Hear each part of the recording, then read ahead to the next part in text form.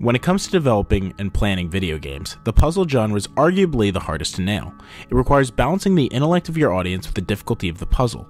A proper puzzle will give players the pieces needed, challenge them, and bring an aha moment to tie everything together. While nearly all puzzle games make or break it based on the puzzles, htoL #NIQ The Firefly Diary for PlayStation Vita is made artificially difficult by the plotting controls, creating one of the more painful games in recent memory. The Firefly Diary has a beautifully realized atmosphere with a complementing creepy story. With a very minor inspiration from Limbo, a little girl named Mayan wakes up with no memory of where or who she is.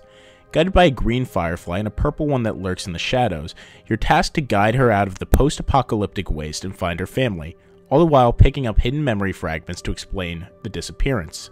That all sounds great, right? Well, it is. The first chapter is an absolute joy as the game introduces the mechanics while slightly ramping up the difficulty. Unfortunately, those same mechanics begin torturing the title before it hits its stride.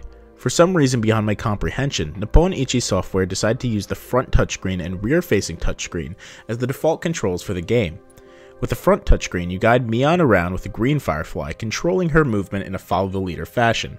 With the rear-facing touchscreen, players shift to the shadow world to interact with a variety of puzzles.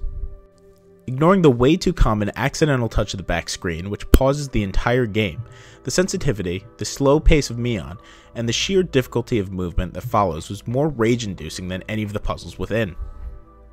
Luckily, players are given the option to swap controls to a traditional twin-stick/button format.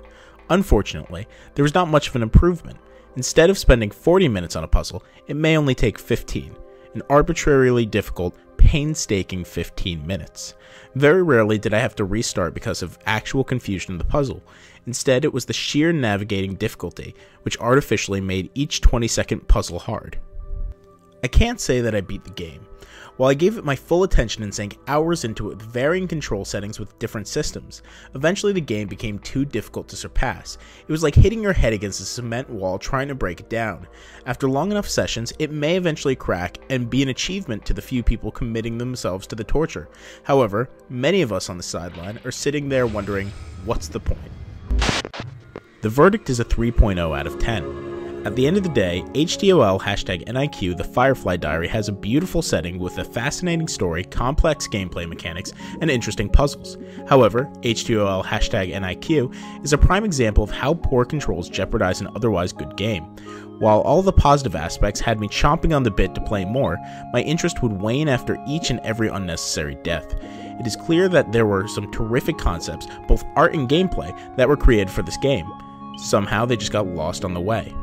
For more on htoL #NIQ The Firefly Diary and the full review, check out middleofnowheregaming.com.